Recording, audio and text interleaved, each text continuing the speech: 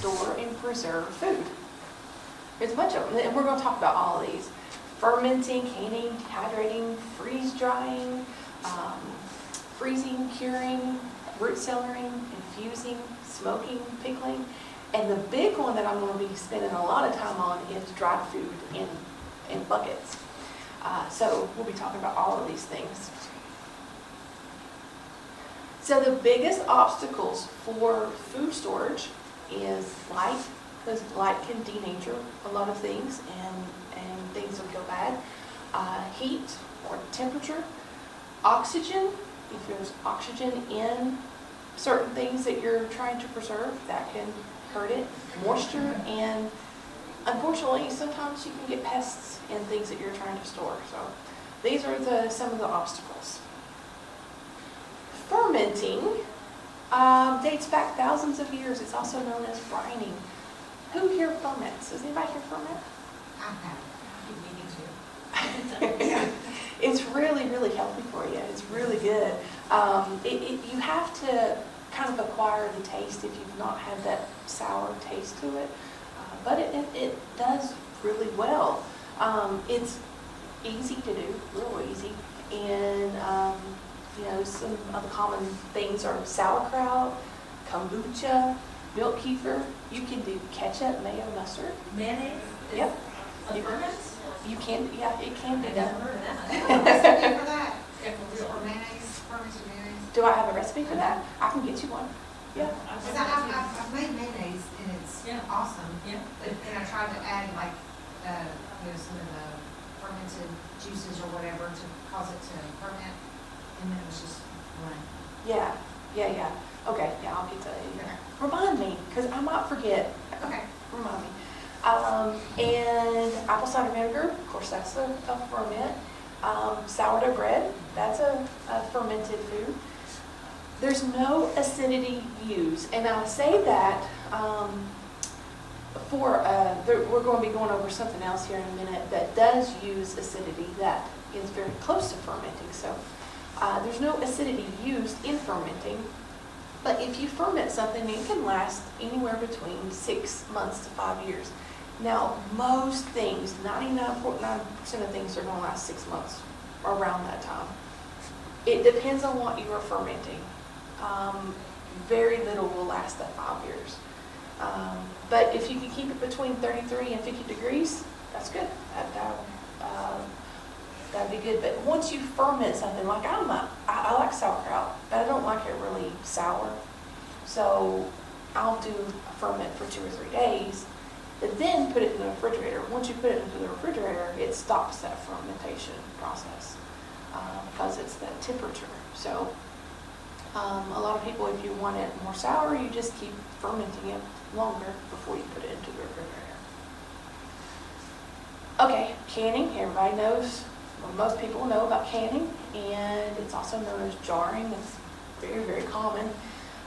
You can either pressure can or water bath can, and both are great ways. Water bath is if you have something that is acidic, like I do pickles, and pressure canning is more for things like green beans or potatoes, something that's not acidic. There is also steam canning. I don't know that much about steam canning though, but that is an option. And with canning, you've got to watch out for botulism, although it's not really prevalent nowadays, not as much as it used to be, just because botulism, we have a lot better cleaning standards than they used to have a long time ago. And we know that we need to wash things really well and clean things and clean the jars. So that is cut down a lot, botulism is, so it's not as scary as a lot of people make it out to be. Things that you can will last up to 18 months. Now I do have, like some of my pickles, it'll last a little bit longer than that. But it really just depends on what you're canning. But keep it between 50 and 70 degrees and you'll be good. The next thing is dehydrating. Does anybody here have a dehydrator? Yes? What kind of dehydrator do you have? Sorry. Oh, I do too. Yes, yeah, I do that. Two on it. Oh, that's great. I love them. Yeah. They have the two different types here, like ones that you pull out the trays, and then they have the round ones. I much prefer the ones that you have pull out the trays because the fan is in the back.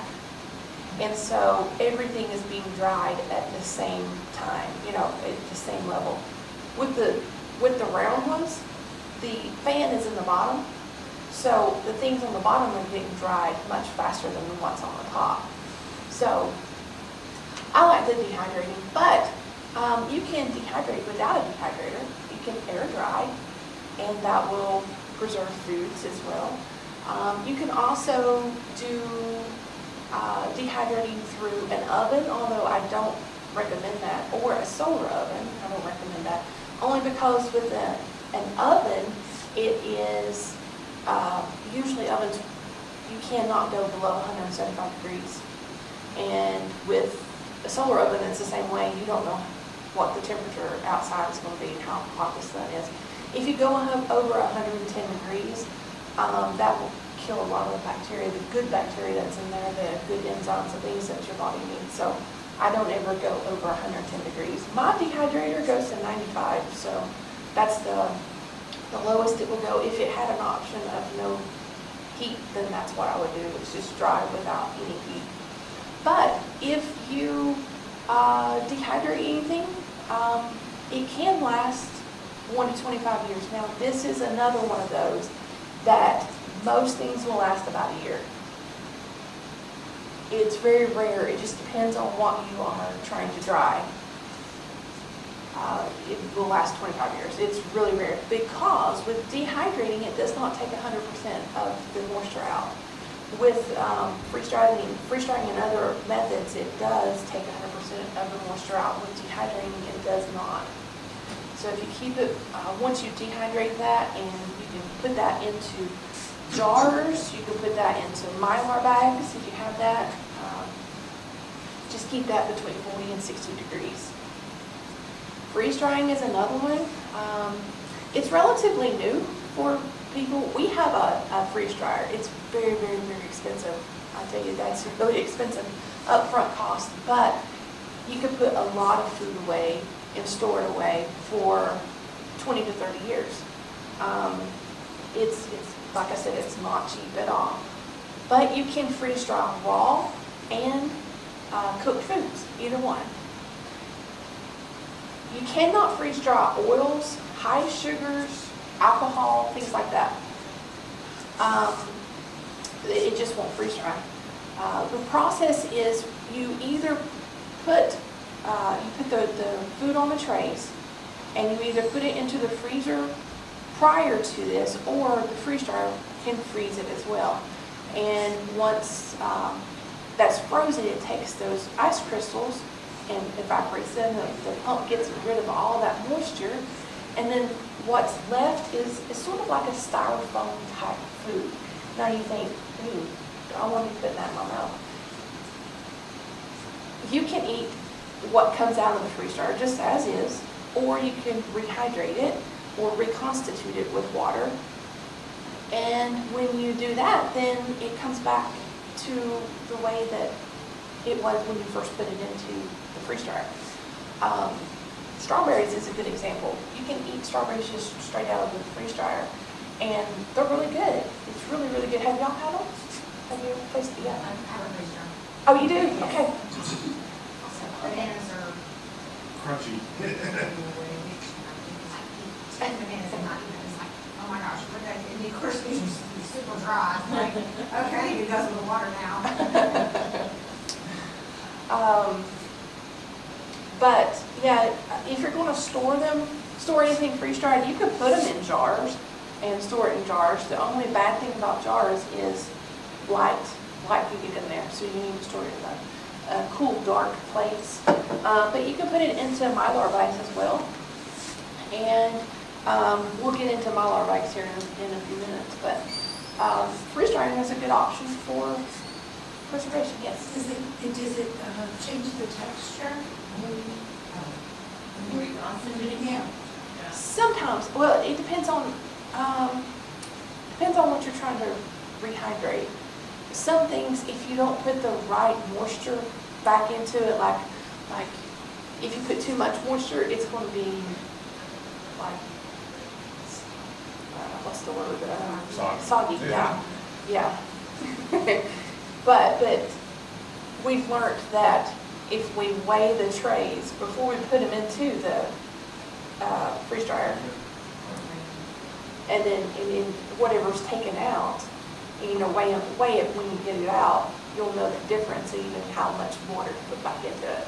And how do you document which of your trays is what weight?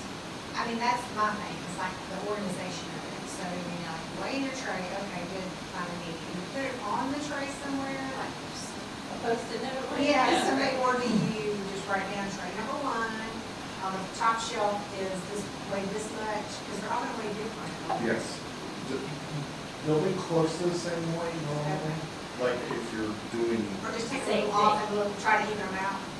I normally just write it down and just keep that. There's a little post-it note. How do you differentiate your trays? Or do you just do one tray at a time?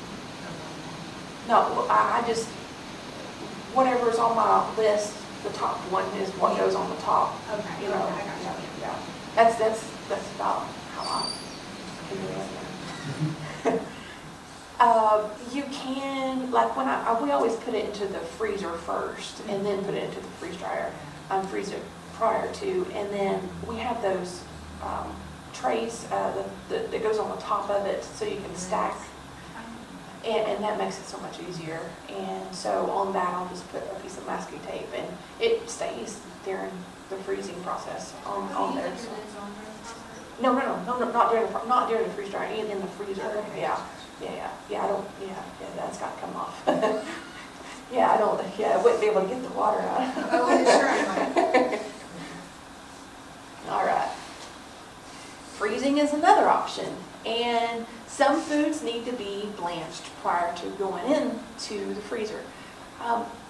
We tried sweet potato leaves, and because you can eat sweet potato, not potato leaves, but you can eat sweet potato leaves.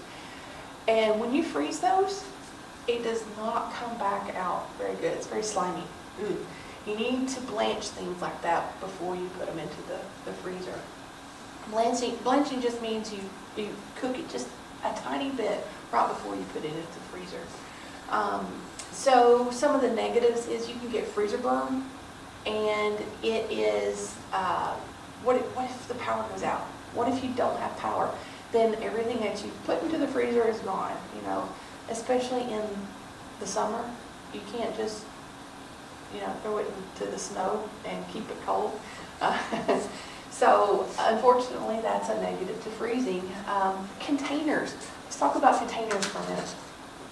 You can put it into plastic bags, Ziploc bags, or whatever, but you can also put it into jars. But there's one that you can and one that you can't. This one, you see how the curvature of the jar is? You should not be freezing in this, because anything with liquid in here will expand and it will break the glass. But you see how this is straight? There's no problem with this one. So you can freeze in this one here. So even if you left plenty of headspace for it to expand? Yeah, sometimes you can get away with that, yeah. Sometimes you can get away with that, but I've not had good luck with that. And so depending on what you freeze, it can last 1 to 3 years. You get freezer burnt pretty quickly, or at least I do, and things that we try to freeze. Curing is another one. It's also known as salting. It pulls out the moisture. Like if you're trying to cure meats, some meats require curing salt to avoid botulism. Now, curing salt is specific for curing. If you use things like iodized table salt that you normally would find in a restaurant somewhere, that won't work. That will not work. And to be honest with you, we have switched completely to Redmond's real salt, which is amazing. You can eat that on foods, and you can use that for curing as well. What about kosher salt? You can use that for curing, can't you, or no? You can, and like sea salt and things like that, but that iodized table salt, that's a no-no.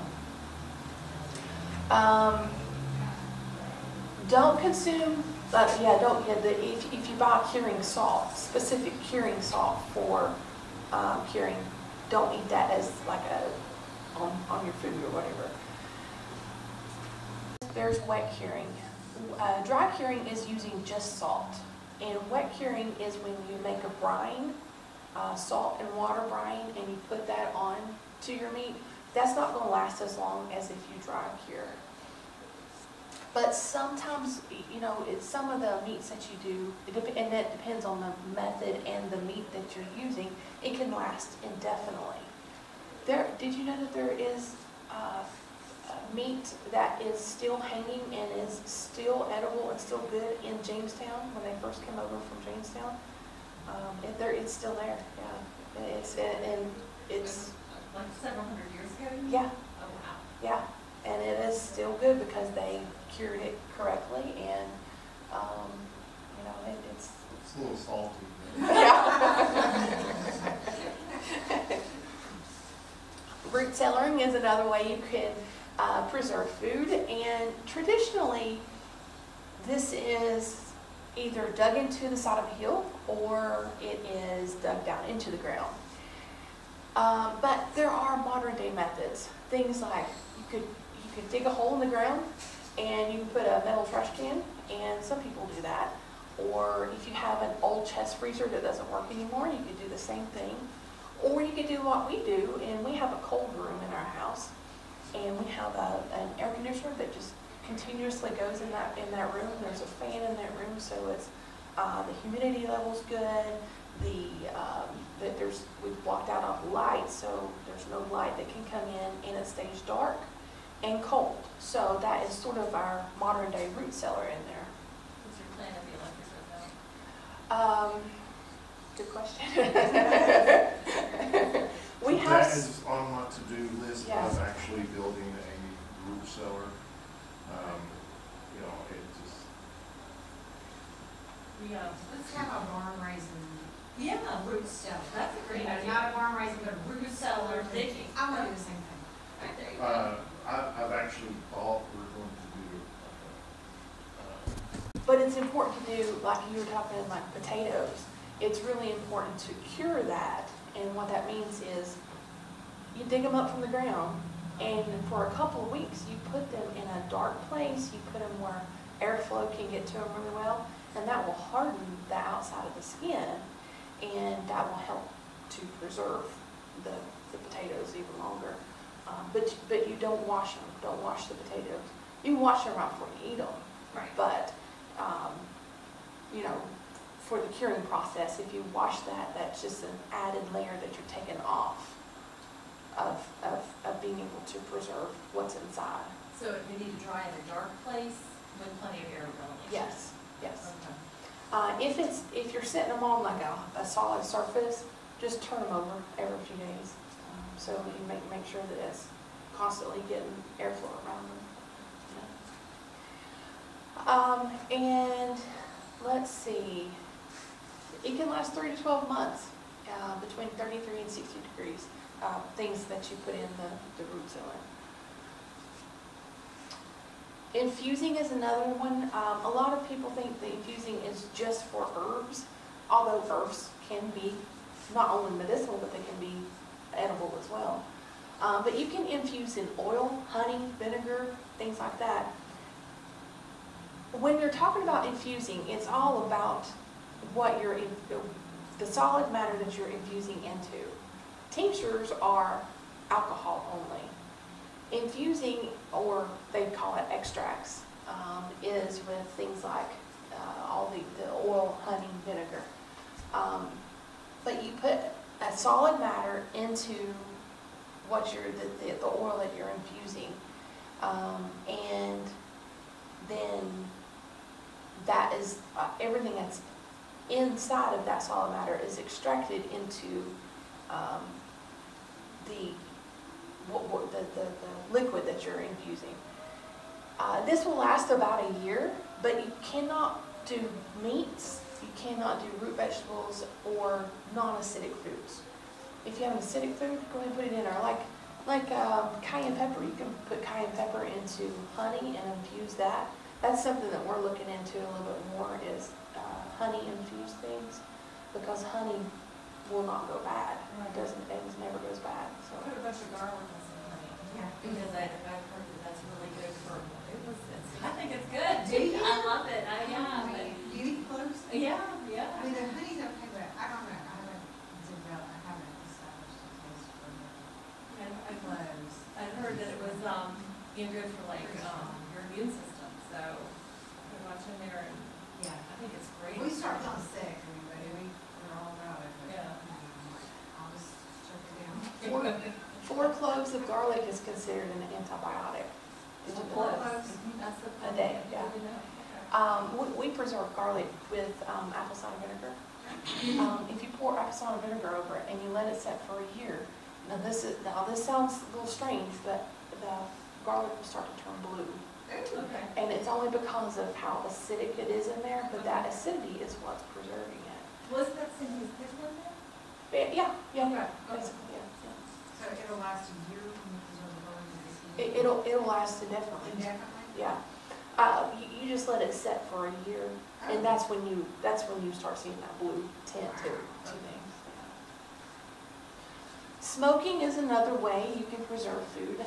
This is really usually meant for meats, but you can do vegetables and things like fruits and cheeses and radishes, onions, peppers, broccoli, cauliflower, mushrooms. I mean, the list goes on and on. Potatoes, corn, green beans, you can smoke a lot of things. But it usually lasts 1 week to 3 months. This is something it goes back a long time, prehistoric times. This is how they used to preserve a lot of meats. When a family would go out and they would kill, let's say, a deer, that might be too much meat for them to eat at one setting. So they had to do something to preserve it, and smoking was one of those ways. There is cold smoking and there's hot smoking. Cold smoking is anything less than 71 degrees. Cold smoking, or hot smoking is anything above 71 degrees.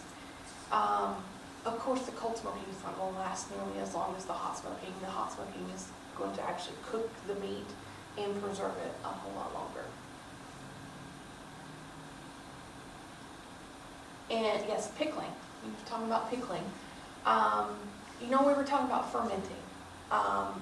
No acidity. Pickling is just the same thing, basically, as fermenting, but you're using an acid. And so this is also known as brining, just like as the fermenting. And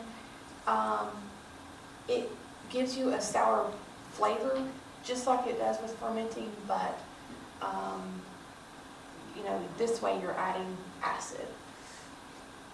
And you can do anything from carrots, eggs, beets, onions, asparagus, cucumbers, anything like that. You can pickle. Have y'all pickled anything? What do you pickle? Okra. Okay. I just put some cucumbers that I picked out of my greenhouse and put them in a jar of old pickle juice. I just reused it, but yeah. So it can last 3 to 5 weeks, and that all depends on what you're pickling, and then just put it in the refrigerator. All right, so this is the main thing. This is the big thing that I always want to talk about, is the dry food bucket storage. You've got to have the proper equipment.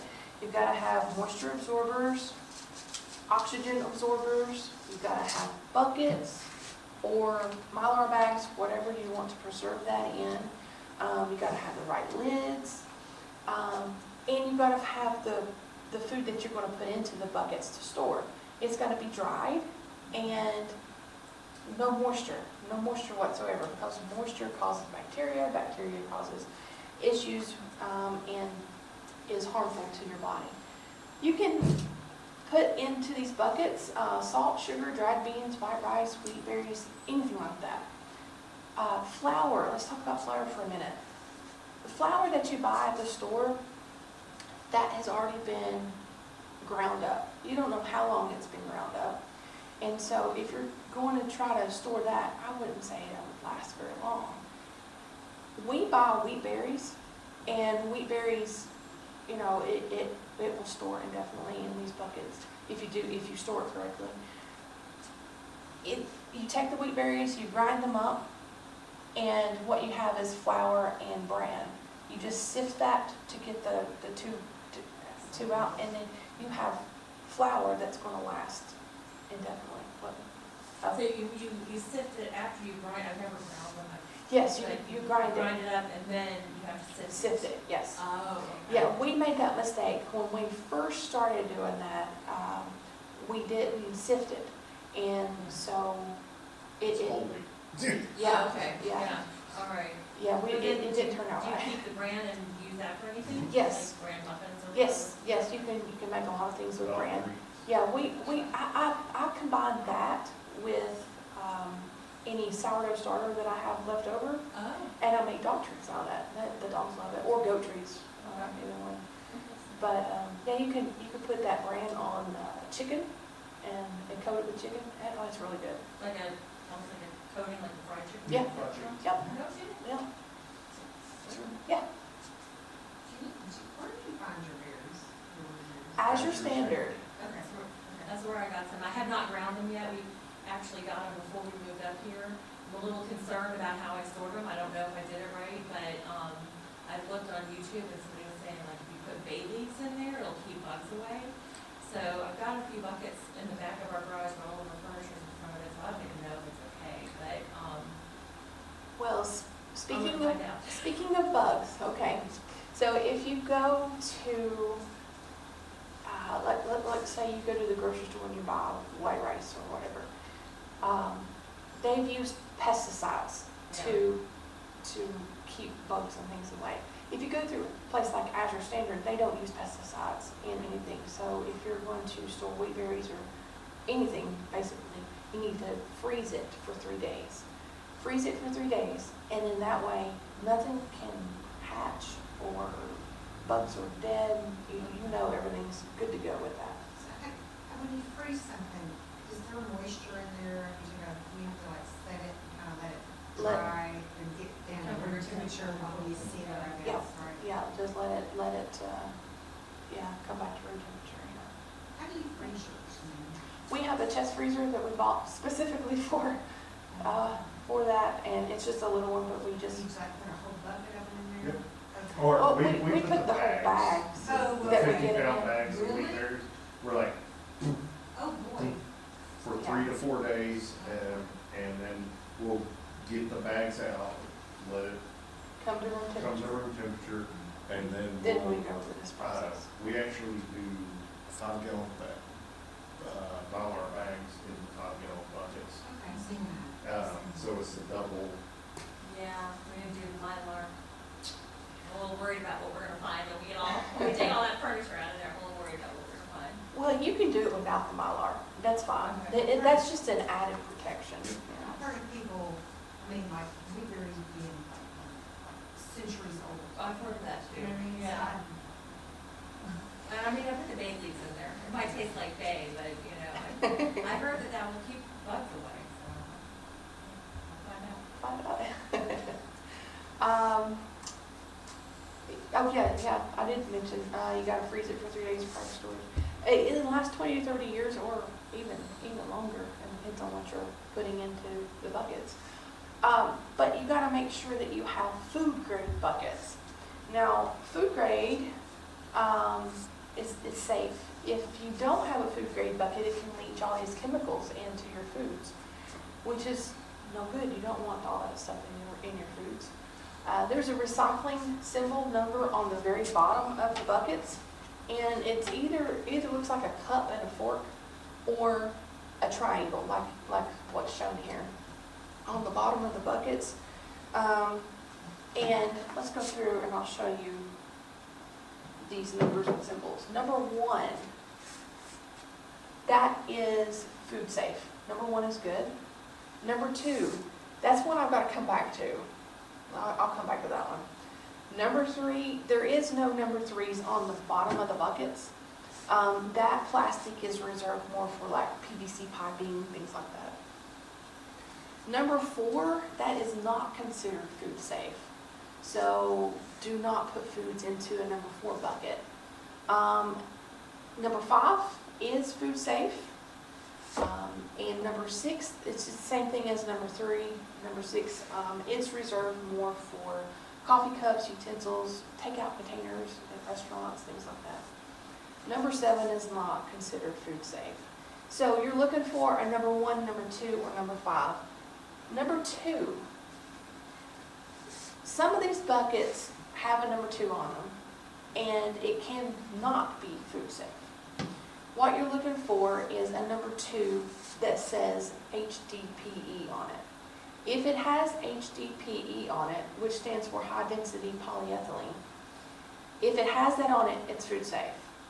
If it has just a number 2 on it and it does not have HDPE on it, it's not food safe.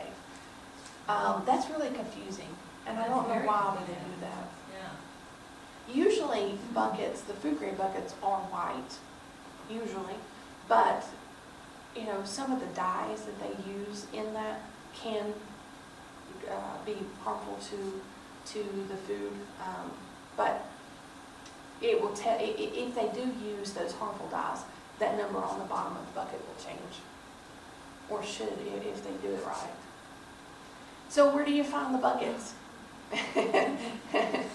You can purchase them. You can go to places like Azure Standard, Amazon, or places like that and buy them if you want to.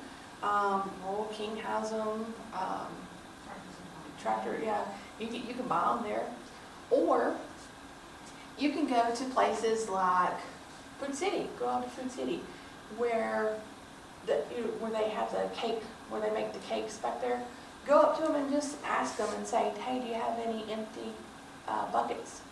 And they're free. The problem with Food City is they're not round. They're usually oblong. But they are food safe because it's usually icing. They usually put icing in it. That's how they, so you know that it's food safe. You can go to Walmart. They used to be free at Walmart. You do the same thing at Walmart.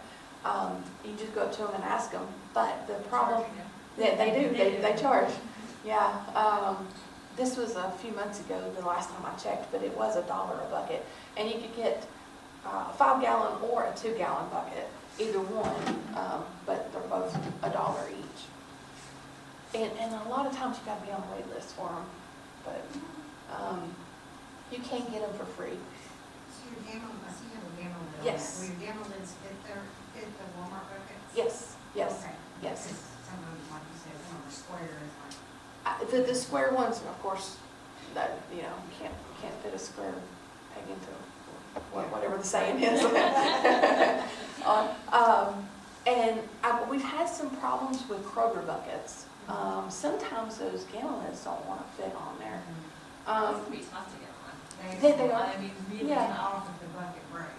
yeah. Yeah, because it's a really tight Those are seal. expensive. Yeah. They are, they're like $8 or $9 now. Yeah. It's ridiculous. I think Azure Standard, you get like $6 or $7 gamma lid. That was the cheapest ones that we actually found to buy like 10 in bulk. You can go places like Chick-fil-A and find them. Chick-fil-A doesn't, fast food restaurants, they'll have, specifically with Chick-fil-A, they have buckets for their pickles. And they're green, but they are food safe. But the problem with that one is, and I've done this before, you go to Chick-fil-A and you ask for them, they'll save them, they don't have very many of them at one time, but no matter how much you clean them out, it's going to smell like pickles. So whatever you're putting in your food that you're putting in there is going to smell like pickles. Probably taste like pickles too. All right. So yeah, let's go into the type of lids. You can use the lids that come with the buckets, although there's not a tight seal with these. So I do recommend the gamma lids. The gamma lids, I'll show you here. This part goes onto the bucket. this one. This one's kind of hard to see because this is a white bucket and a white lid. But you get a rubber mallet and you can put that on there. Or if you can't get that on there, we've learned that if you sit on it, it'll go on there. So you can do that. And then once this part's on the bucket, then you just screw this on and off. This makes it to where it is completely sealed. You're not going to have to worry about bugs. You're not going to have to worry about light. You're not going to have to worry about air getting in there, things like that. And so gamma lids are probably, I would say, the best way to go. You can get gamma lids 5 gallon or the 2 gallon. I'm sure they make them other gallons. This is what we have. It comes in all different shapes, sizes, colors, all that.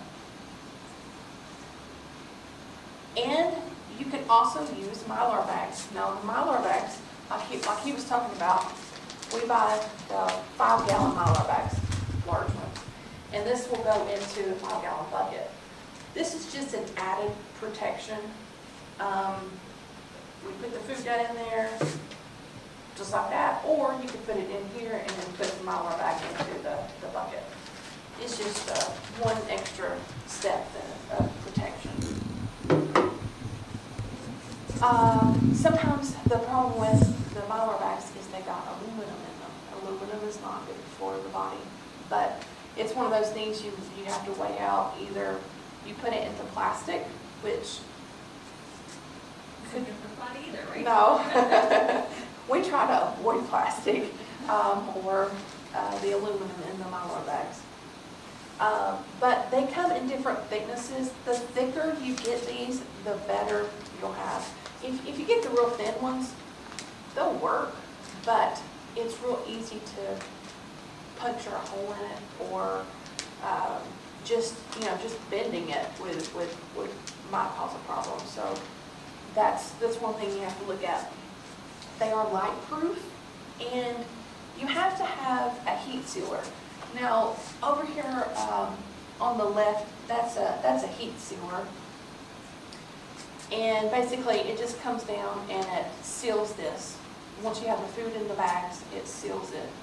But we have found that it's really, really hard with these bigger bags to hold this and try to lower that down, and it won't even go all the way across because this is so large. So what we do is we use a flat iron hair straightener, and that works just as well. It's cheaper too. And in the common foods, it's the same thing as for the buckets. You can put it into Mylar bags, wheat, berries, salt, sugar, anything like that. So let's talk about the moisture and oxygen absorbers that you need.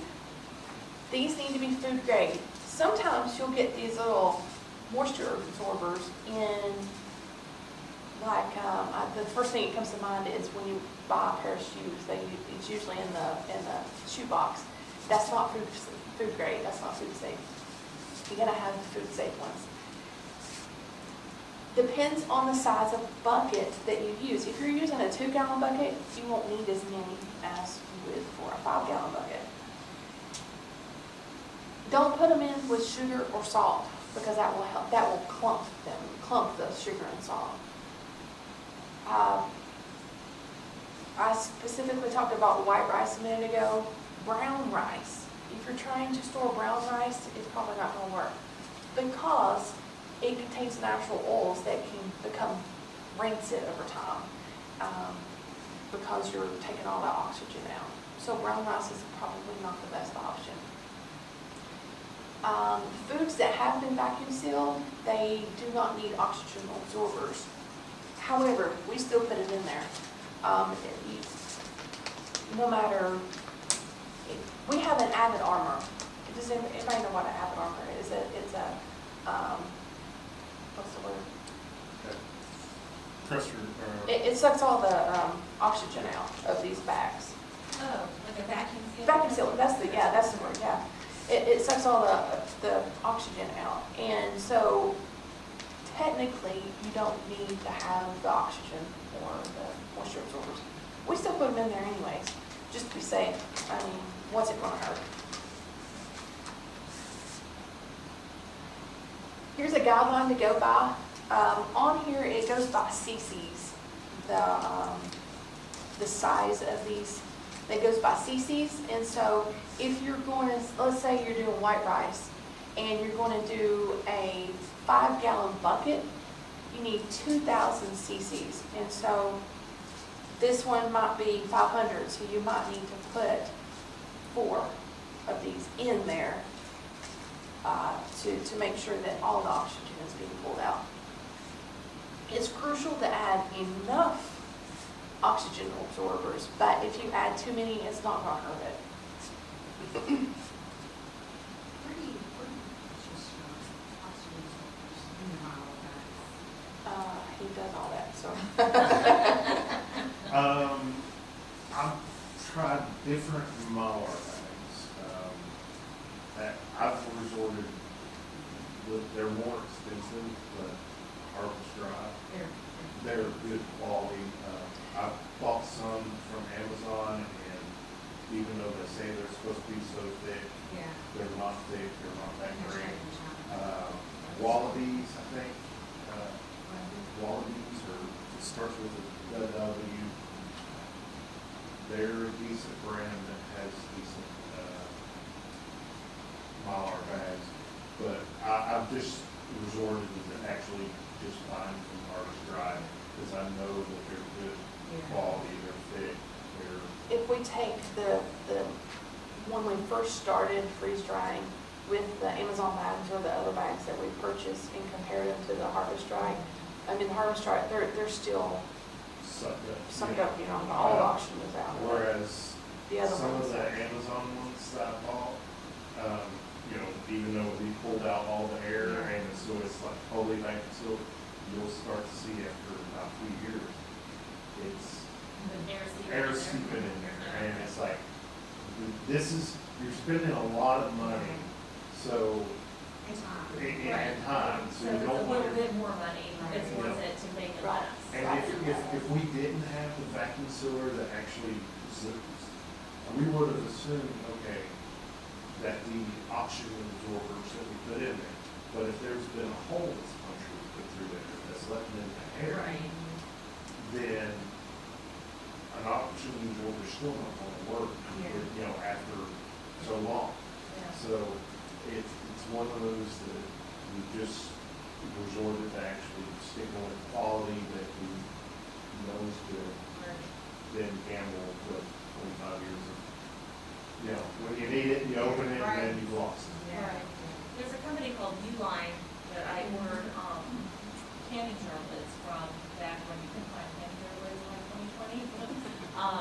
And I guess they sell to like commercial businesses anyway, but they have Mylar bags, and I don't know if they're good or not, but they have them. Yeah, I think probably, because they're selling to people who like small businesses that make food products, so I would think they're really good. speaking of lids, have you ever tried the Tabler lids?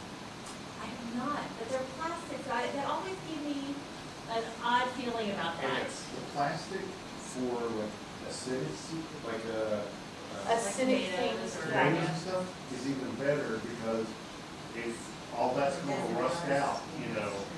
But at the same time, I know what your concern is, you know, Even plastic, It's yeah, nice. yeah. I bought some samples, but I haven't even used them. I like them, and Do you? I think Basil made, when he did his cleaning class, he said that there were metal ones.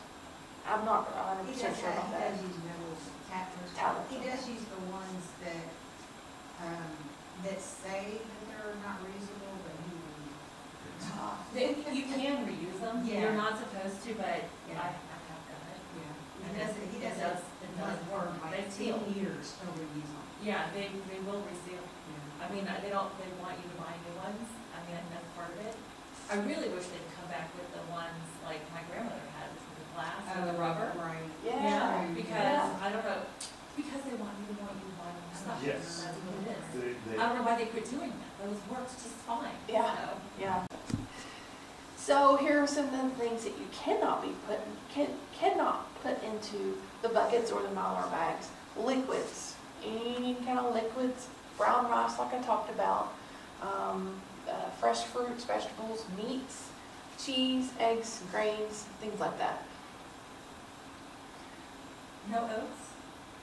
Well, you can oats, however, you've got to make sure that they're completely dry, because sometimes when you get them in the bags or whatever that they'll last for a little while, but Not like 20 years. yeah. So when you're doing all of this, make sure you freeze the foods for 3 days prior to putting them into the buckets or the Mylar bags, whichever one you're using. Label the buckets. I have learned that, like this one, I have wrote on the top and it's starting to smudge off. So I use masking tape a lot. Yep. And I use that with herbs and stuff too. I love it because it sticks really well. So I'm labeling the sides and the tops, both. So you make sure you do that. Do that with what's in it and your date, the date of it. And rotate your buckets out. Check them. Make sure that, open them up every now and then. Make sure that everything is good. And do that regularly. Store it in a cool location, away from any direct sunlight. If it's in a room where there's an open window, yeah, there's no light going to get into this, but you don't know about that heat that's coming in. So just a little bit of heat can cause problems. So keep that in a cool location away from direct sunlight. All right, that's all I got. Did y'all learn anything? Okay, good. I'm glad that you learned.